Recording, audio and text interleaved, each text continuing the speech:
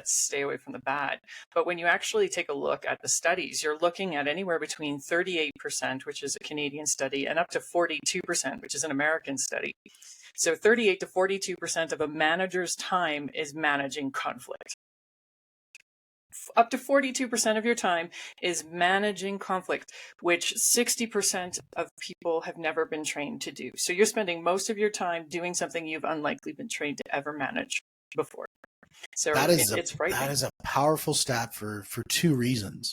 The fact that 42% of Americans, 42% of American, or you're spending 42% of your time managing conflict as an American manager. And what is it, 35 or 36% or whatever as a 38. Canadian? 38.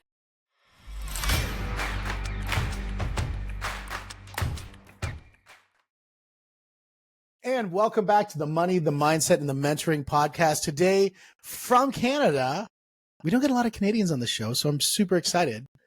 From Canada, we've got Kat Newport from out in Alberta. I would like to buy an argument, Kat. Can I get one? I have many for sale. So you're telling me people pay you money to bring conflict into their organization? Yes, but I'm pretty sure it was there before I got there, so it's just more healthy way to deal with it.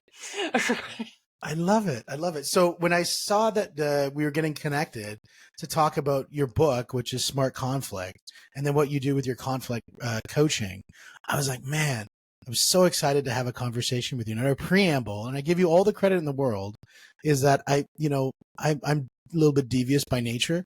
And I was like, I'm going to try to see how I can get into some heavy conflict here. And I tried to press some buttons and all these things. And the one thing that happened, it was like, she's handling this. In fact, she's dominating this conversation. I got to figure this out. And so that's why I really was so excited about this show, is that, tell me, how do you do what you do? What is sort of the guiding principles around smart conflict? I think the fundamental principle for smart conflict is being self-aware before you ever get into conflict.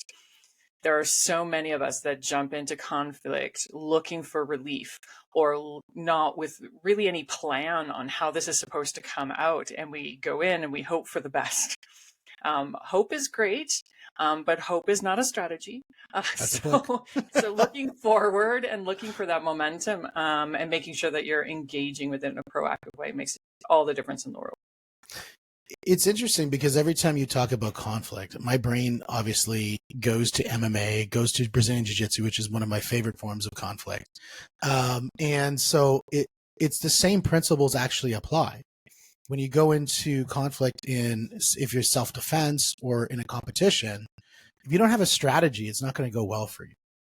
If you don't have a plan, and if you're operating at a higher level of state that you're not communicating with your baseline training and principles, you're not going to get that outcome that you're looking for because you're not operating in training.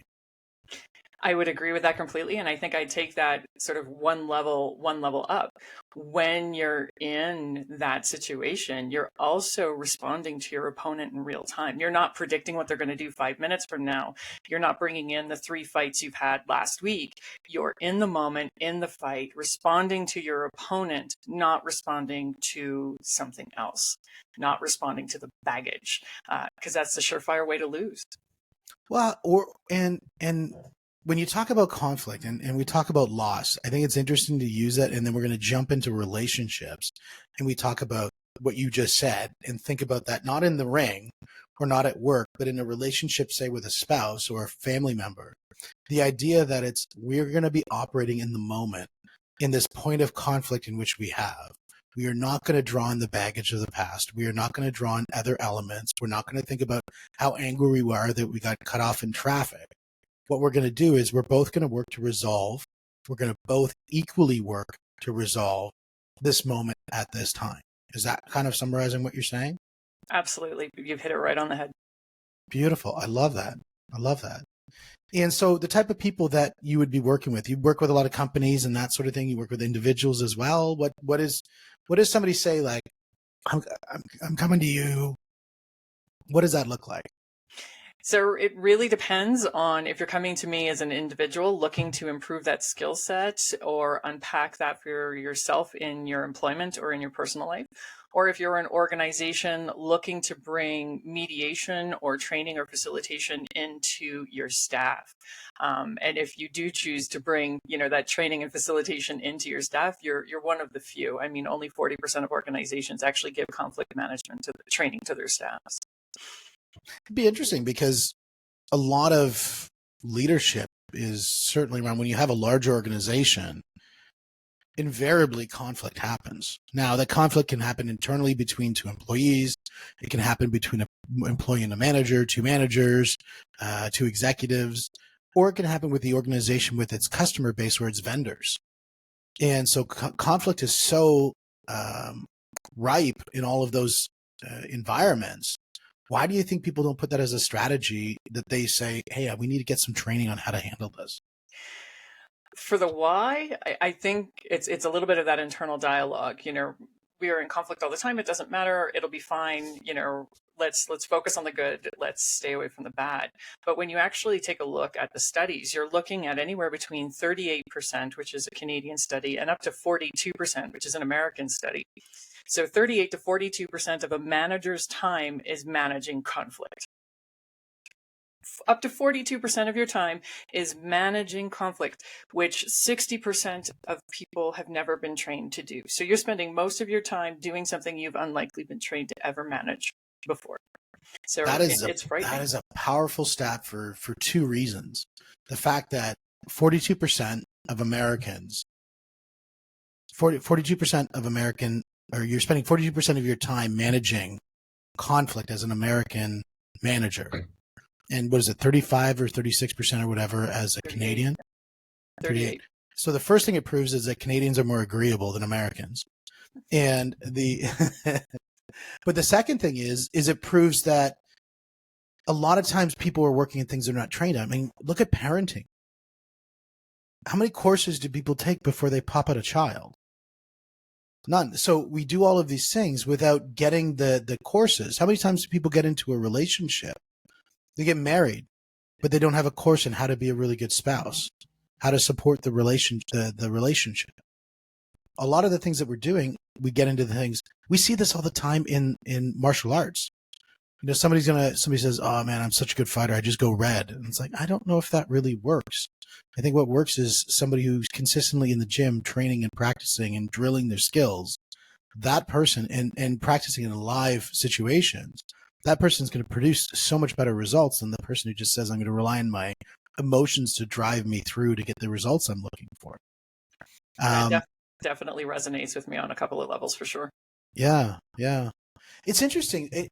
Now, sometimes when we look at how people handle conflict, there's many different ways that people do it. I'm specifically thinking of this one individual that I know, and not to be named, and this person was able to achieve amazing things by doing all the conflict in not the right way. And so this person was a bear, this person was a bully, this person was all the things that most people would say that just don't do that, but they still were able to achieve the outcomes that they were looking for. And so if I'm looking to you and I'm saying, well, if they could do it that way, why would I want to get some training on how to handle conflict maybe in the right way if they can just be successful? I think we're now in a period when leadership is moving away from that command and control style. Shut up and just do it is no longer working. I mean, we go back 30 years, we go back, into that mindset. And it was very much prevalent. This is your time. You're here at this time. You go pee at this time. You take your lunch break at this time. And, we'll be back again tomorrow and don't say a word. That doesn't work anymore. We have 5 generations in the workplace. We have everything from boomers right up to zoomers. I mean, we've got all these different experiences coming together, and that command and control style doesn't work anymore. So that's the first piece. We're moving towards that empathetic leadership style. The second piece that I see coming out here is the difference between rock stars and rock solid employees. Rock stars are those ones who are very, very good at what they do. You know, that sales guy who hits the numbers, blows the numbers out of the water, your rock star sales guy. And this is the guy that typically gets promoted. You are very good technically at what you do. But when you're put in charge of, say, 20 brand new salespeople on your team, that rock star personality might not be able to carry them through anymore. There's emotional intelligence that has to be applied. It's no longer hit your numbers, do or die. It's how do I get the best out of you so you serve this organization and make our goals. And that's a totally different mindset. Yeah, it's interesting to hit those too. I was having a conversation the other day specifically around the first, and the idea that the generation past was very oriented around go to school, go to university, get that job so that you can have your 2 weeks vacation, take those 2 weeks vacation, work the rest of your year to pay off those 2 weeks vacation, and rinse and repeat until your house is finally paid off, and then hopefully you're still alive to retire. And that was the generation of past. And I could see you're right, where you talk about the command and I think command and conquer or whatever the verbiage that you used. And then the idea is that the empathetic method is really prevalent now because people are looking more to, number one, I think they're looking to get more out of their work than just being paid. Experientially, they're really looking at what they're doing at work and ensuring that it's meaningful, ensuring that they have collaboration, that they have value outside of just money. And so that empathetic connection to what they're doing, I think, becomes really important. And then when you look at the idea that the individual, and I see this in the sales space a lot. This is something that I've been preaching for quite some time, is that the lone gunman salesperson it's dead. You don't have that anymore. There's a convergence that's happening in sales. And that convergence is marketing is not operating in isolation. Sales is not operating in isolation. Technology. The convergence of all three is what's making the super successful organizations. And what does that mean? It means collaboration.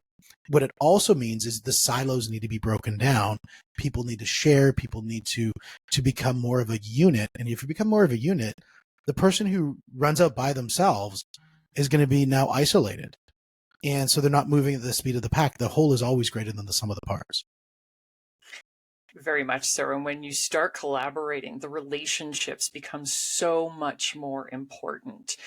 When you were able to act as the lone wolf and get the goals you were looking for, that was fine. But the minute you do start breaking down those silos, that relationship becomes super important. So what you do day to day before you ever get into conflict, how you manage that conflict with the relationship in mind, and how you practice restoration if the relationship's been damaged.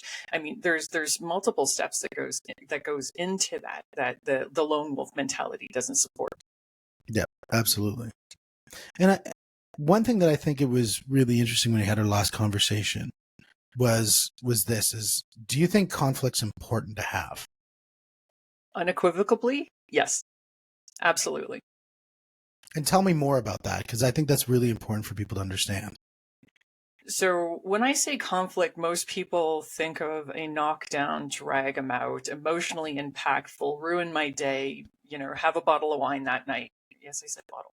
Have a bottle of wine that night. My world Good one. my world's on my ear kind of conflict. What I'm talking about when I talk conflict is just a divergence of opinion, a divergence of perspective on what is happening, what needs to happen, and what the facts actually are. So if you're not having conflicts, you are stuck in your own perspective. And if you're stuck in your own perspective, it's difficult to collaborate. Collaborate automatically means you have to step outside of your own perspective to incorporate all the good things of everybody else's perspective too, so you can move forward together as a unit. And you cannot do that without healthy conflict. So conflict, absolutely fundamental for creativity and innovation in an organization. I think it's fundamental for anything. If you look at your conflict with the world, that my conflict is that I really want to get from, Kitchener to Toronto real fast. And my conflict is the distance. Well, the best way to beat that conflict is through ingenuity and invent a car. And now it's really fast to get there. So through conflict, I think you're 100% right that's how creativity comes out of. The person who was fighting with the bear back in the caves, went, wait a second, I could do so much better at fighting with this bear by inventing this spear, and or having a community of people to fight against this big bear. And we all have to come in alignment where we were maybe different families, and now we have to align our goals because we're fighting a common enemy.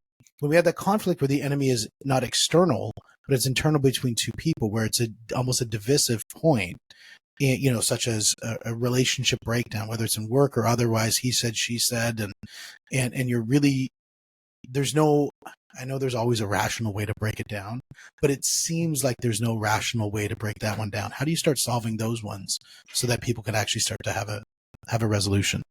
And this is where smart conflict comes in. The very first step of smart conflict is figuring out what you're actually in conflict about.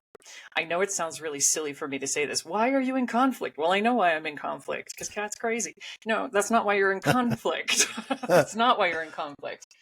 So really understanding what it is that's on the table that needs to be sorted out. And this works at work. This works with your relationships.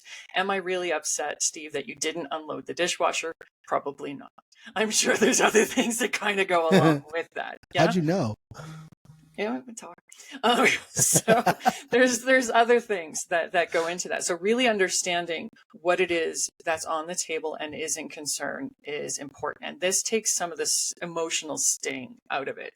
That I'm not upset that you didn't unload the dishwasher. I'm upset that you're not carrying the amount of emotional and mental load that I am carrying for the family. Yeah. And that's a completely different conversation than why didn't you empty the dishwasher? Totally. Yeah. So what you're saying is the first thing to do is the root cause analysis and really stop looking at the surface, stop looking at the, there's a car crash. Well, is that the problem? No, it was that somebody lost control of their vehicle. Well, is that the problem? No, it's because they were looking at their phone. And is that the problem? No, it's because they didn't respect the idea that looking at their phone was dangerous. And so maybe that's the root cause, is they just don't respect the world that they're in and the limitations of what they can and can't do. So fundamentally, they have to work on the limitations of the respect of their environment. Is that sort of as a good starting point? Absolutely. In the book, I share the 5 why process. Ask why you're upset 5 times. And it's precisely what you did. So was that the cause of the accident? No. So why did you have the accident? Well, it was this. Well, why did that happen? Well, it was because of this. So it's walking it back until you can't answer why anymore. And it does get you to that root cause. And here's that quality assurance training of mine coming out. I spent years and years in quality assurance. It is following that process back to find where that primary break is, so that you can then start to build forward. Beautiful. So start with the 5 whys. Then what's the next thing to do? Measure the emotions around it. So once you've got the situation down, you've really got to think about the emotions. When we come into conflict, we've been learning how to have conflict since we popped out of the womb. Our families have taught us, we've gathered this from our friends, our associates. This is the way we handle conflict at this company. We've learned these ways to do this over time. So we really got to stop and think about, okay, so this is what the problem is. My emotions are saying, yes, there's something that needs to be dealt with here. So very much like the pain response, I got to move my hand off that sharp knife. Don't leave your hand on it. The pain is the emotion. I'm angry. Well, why am I angry? Well, this isn't fair. Why is this not fair? Walk it back. The emotions are the impetus. This is the catalyst. You know there's something wrong. So really figure out what the emotion is that ties to it, and then look forward.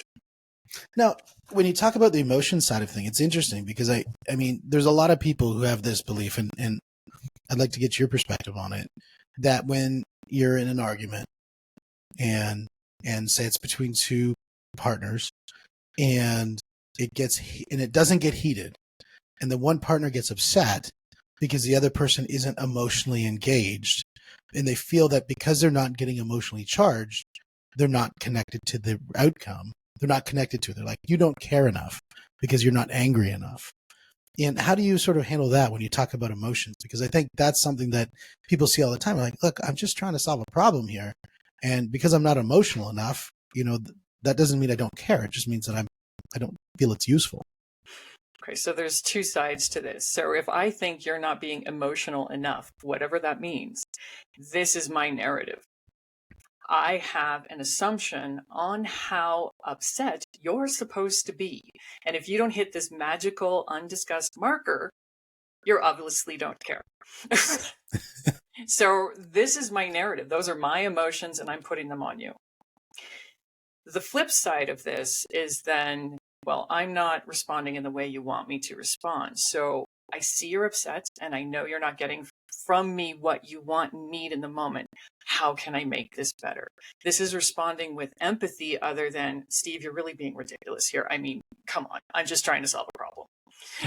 Which is completely dismissive and non-respective of the relationship.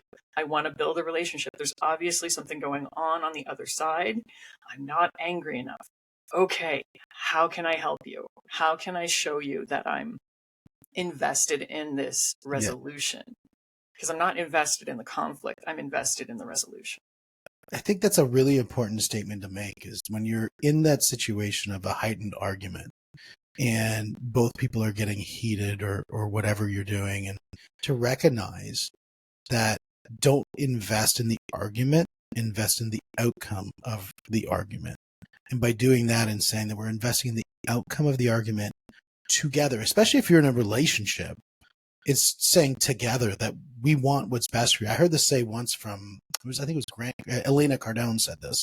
She said, when you're arguing with a spouse, the first thing that you need to do is start off with the idea that, start say we both love each other right at the beginning, before even in the heat of battle. I just want to let you know we both love each other. And second, we're only doing this because we're trying to find an outcome together. And if we do that and start every argument, if it starts getting heated, that's the first thing you say. And can we both make a contract, a verbal contract with each other, that we're both committed to having an outcome, a positive outcome for both of us? Because if we can't do that, then there's no reason to have this conversation. Precisely. I agree completely. I don't think I can add anything more to that. Yeah. Invest in the outcome. I'm not attacking you as a human. I'm attacking a problem. And I want you to attack it with me. I love it. I love it. So now you started off with the whys, then we start off with the, assessing the emotional relationship to the argument itself. What's the next thing that need to be dealt with? So as we go through SMART, we have situation, we have measure the emotions, we have the A, which comes down to an agenda, not the bad kind of agenda. An open, honest, I'm communicating this to you agenda. It's all about that looking forward piece. We're in conflict. I know kind of where I want to end up, and I know where my boundaries are. So I know I will never, ever, ever do 1, 2, and 3, but 4, 5, and 6, we can totally negotiate on. So I have an idea of where I want to go, but I also know what I can and cannot do based upon my values and my ethics. Okay, so that when you say the agenda, then it's basically saying here's the goes and the don't goes, and maybe the maybes, and so laying out sort of a roadmap for what can happen. I mean, I hate the word agenda. But at least I don't like the word. I don't know why. It's one of those words that always bothered me when I was a kid. Agenda. I was like, especially when they put the 2 A's, agenda item. I'm like, bothered me. I don't know. It got me fired up. And so, but the idea of saying that there's a rule set around this, and these are the things that are the firm rules set around that. Are you talking about rules set around the outcome, or rules set around the communication methods? So it's a little bit of both. So again, I'm focusing on before, during, and after here as well. There's going to be effort put into setting up those boundaries beforehand. You will know what they are because we've been in a relationship. We've had discussions before. You know how I act. You know what I will tolerate, what I won't tolerate, particularly in relationships where you're intimate with your partner or you've been working with your coworkers for a while. You know what works and what doesn't. So this has been set up beforehand. During the argument or during the conflict, if you start yelling at me, this would be the reestablishment, for example, of one of my boundaries. I can't talk with you when you're yelling at me. You need to stop, or I'm going to have to walk away and we'll revisit this another time. This is the boundary. I cannot cross this. I can't work in that environment. The agenda is also looking at, okay, we didn't hit our sales targets. and I think it's problem A, you think it's problem B. We've got to get to problem C to hit the sales targets now. Like by the end of the week, we got to figure this out. So we can agree that we're trying to hit C, however we get there. So how are we going to hit C? And that's the agenda. We are coming together in this conflict because we need to get to C. We need to see. Yeah, that makes sense. Now, when you set that roadmap, and I mean, in my mind, I think it might be the right idea, but would you say that that's a good thing to set up almost like a relationship contract? Because everybody knows, I mean, if you're smart, no pun intended on the book, if you're smart, you should know that there's going to be conflict at some point. And if you said to somebody, look, I know I'm going to argue with you, we're going to have a disagreement in some way, some shape or form. And when we do, these are the rule set that I think is important, that based on the boundaries that I have. And furthermore, I'd like to know what your rule set is and what your boundaries are, so that when we do have that inevitable conflict that we know is going to happen, that we can point to this almost a verbal contract that we have with each other we're going to respect. Is that a smart idea to do ahead of time? You could definitely do that ahead of time if that's the way your relationship works. It can also happen organically. I mean, we're not going to go from, hey, I just met you on the street, to let's get into an intimate conflict about getting to see right now. Well, people meet each other on the street, they get into intimate things as well. So, I mean, hey, it's no judgment, but then from a conflict perspective, my question is, do you really need to get into conflict with a perfect stranger? And what's your payout here, really? So just saying. My wife was a perfect stranger, and then now that was 15 years later. 23, and I can tell you we didn't have a relationship contract, but it did evolve over time. It's like, oh, this did work, this didn't work, that kind of thing. But that's my relationship. Am I saying this is what needs to be done across the board? No. Am I saying a relationship contract might be helpful in some instances? Absolutely. And that's going to be up to you and your partner. Now, what does the R stand for? Our relationship. It's all about the relationship. All about the relationship. If you are not focused on the relationship, we're going to have a problem, because a conflict isn't about you making yourself feel better. A conflict's not about winning. The conflict's not about take them out at all costs. It's about the relationship. If we're at work and we're colleagues, what is our relationship going to look like after we have a knockdown, drag them out fight of trying to get to C versus collaborating to get to C? Because both of them are the same thing. They're both conflicts. It's just how we approach it and what our philosophy is. Is that like the idea of don't try to win the battle, try to win the war? Is the sense that there's that small moment that's going to feed to another small moment that's going to feed to another. And that really, when you look at a relationship, is a relationship just taking a single moment and just stacking up other moments together in just shared moments. And so the idea is that if you have a single moment and you don't respect that there's going to be another moment, and that however you handle this one is going to lead to the result of what the next one and the next one and the next one's going to look like. Is that kind of along that idea? Absolutely. You're building a building from the foundations up. So it's not one argument that's going to make your house tumble down. It's going to be the removal of all the foundational relationship bricks that are going to eventually make it tumble and fall. Yeah. So keeping that in mind, which can be very, very difficult with the narratives a lot of us have surrounding conflict. I want to feel better, so I'm going to yell at you. I'm bored, so I'm going to come find you and pick an argument over the washing machine. These are things that erode those foundational trust pieces in a relationship. So if we're not looking out for that when we're in those conflict situations, we're going to experience more conflicts and more problems later on. Yeah, absolutely. I absolutely agree. What's the T for? Time and place. So it's not in the restaurant, where the kids are sitting there and you're going to start screaming at each other. That's not the right time and place. I wouldn't suggest it, although it's your life, you can choose. It's not in the front of the boardroom in front of all the staff where you drag out all the laundry. It's not there. Ideally, no, it's not when your boss is running down the hallway to a client meeting they're late for when you're asking for the raise. Yeah, probably not the best place to have this conversation. It doesn't have to be right now. a lot of us feel this impetus to drive right into conflict. I'm upset, and I'm upset now, and you're going to hear about it right now. Gosh darn it! You don't have to do that. You can hit the pause button, and you can come back around, figure out why you're upset, and start measuring those emotions. Go back to the first two steps before you jump in. Getting into a conflict and then hitting pause, also not a bad thing. If I'm getting really worked up, I'm going to go grab a coffee. I'll be right back so we can talk about this in a more constructive way. Hitting pause is not a bad thing. I think, don't go to bed angry has ruined more relationships than it has ever saved. Because I know when I'm tired and cranky, I'm not nice. I'm not going to be nice about this. It's interesting you say that, because that's one of those things that I think a lot of people really struggle with. And again, it goes back to, they say, well, you're not emotionally engaged because you're pushing it off. You're saying it's not important. And because you're not going to handle it right in the here and the now while we're both angry. I mean, one of my rules, in a relationship is that never argue after 9 o'clock. And because you're tired from the day, generally you're going to say most things you don't mean. And people think, well, you're fired up, you're going to say the things that you're going to not hold back. And you're like, no, just because I don't have a filter doesn't mean it's true. When I don't have a filter means it's just unfiltered. And that there's just as much garbage as there is truth. That's the whole process of a filter. And so, and frankly, a filter is a good thing. Strategy is a good thing.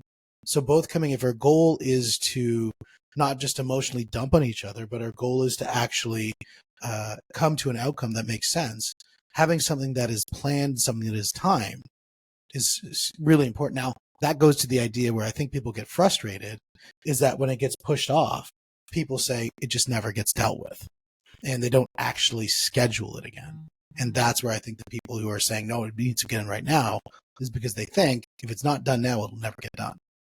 And there's that inner narrative again. It's happened before, so it's going to happen again. I'm predicting the future that because it happened before, you're not going to hold up on this argument. Exactly. So there's that inner narrative. And I also want to flip the frame a little bit, that if I want to go to bed now and really talk about this in the morning, when I have my filter, when I'm fresh, it's not that I'm not invested in our relationship. It's not that I'm not invested when I want to discuss it in the boardroom tomorrow. It means I'm more invested, because I'm taking the time to be my best self and bring my best self to this relationship, as opposed to giving whatever I've got left over right now. That's right. Well, it's just like if you want somebody to go into a ring, like an MMA match, and they walk in, you're not going to set them on a 30-kilometer run, get them to do 1,000 burpees, and then they say jump in the ring and perform well. Except for my buddy Pat Pitt, like that guy will just kill everybody. But we talked about he's the just rock got cardio for days. There's no stopping that guy. But for every other human on the planet, they have a cardio wall. And I think sometimes when people hit that emotional wall and saying it's 9 o'clock at night, it doesn't make sense. That should be held as being okay, because you care so much about the relationship, with the proviso that you're going to respect that you will talk about it again, and demonstrate that you do that consistently, and then that becomes the narrative. Absolutely. You're dead on the money. And this applies to not just, bedtime with your partner. This also applies to those lulls at work as well. I don't like to schedule meetings between, 2 and 3 o'clock in the afternoon, because my brain, I don't know what happened. Everything just unplugs. I can't think of anything. I'm not doing anything. Going to take the dog for a walk. It's the safest option. And if that's what I need at work, it's like, look, I'm going to 3:30. We'll be back at 3:30. It happens at work as well. So we're not just talking personal relationships here. And it's about respecting and empathetically respecting the other person in this conversation. Absolutely. Absolutely. What's one thing that you're leaving out that somebody needs to think about when it comes to an argument, when it comes to conflict, when it comes to having a disagreement and a difference of opinion? Oh, and the list just comes up in front of my face. Okay. Where do we start? The one thing. It's not 3 PM. We're good. It's not 3 PM, so I got more than one thing. So I think when we're talking about conflict, one of the things we really need to put in our pocket and carry away here is conflict is a good thing. it we all have this, I wouldn't, okay, all, maybe an overstatement. Most of us have this idea that conflict is this terrible thing and it's going to hurt and it's going to be awful. But we have conflicts every day and we don't even know we've had them. They're that innocuous. They're that aseptic. They just, oh, this is the wrong coffee. The barista gave me the wrong coffee. Can I get my right coffee, please? Oh, look, you've just had a conflict. And it's just whoosh, right over. You just kept on going. It's not necessarily a bad thing. Healthy conflict and unhealthy conflict are two very different things. Focus on the healthy conflict to start changing the narrative. Interesting. I'm trying to think of something I can stump the champ on this one, because I love the idea of, when we were chatting last, of figuring a way to kind of throw something at you that you can't hit. And you've done an amazing job of answering everything. I love it. I think just having you come in to have people play that game would be so much fun. And for everybody Knock else. out the champ. All That's comers right. welcome. That's right. You got to get a smart conflict belt that you put up in the back and say, "Come take it from me," and see if that'll work. And actually, it's funny because you're out in Alberta, and so if somebody is going to come take it from you, it's a beautiful place to go. Oh, gorgeous. And yeah, which is fantastic. I love that spot. Yeah, thank you so much, Kat. Like, this has been amazing. It's, last time we were chatting, and normally I keep my episodes nice and short and concise. I've just truly enjoyed chatting with you. I think for anybody, I love the idea of what you said, is that most organizations, most managers spend 46% of the time handling conflict, but they've never been trained how. So I suggest, guys, go out, get the book, Smart Conflict, from Kat Newport, and start thinking smartly about how you enter into conflict, healthy conflict, and create great outcomes. It's been great. Thank you so much for having me, Steve. This was awesome. No problem. Thank you. And if you are looking for Kat and trying to reach out to her, look for smartconflictbook.com. That's the easiest way to find her. And guys, this is the Money, the Mindset, and the Mentoring podcast. We will see you on the next one.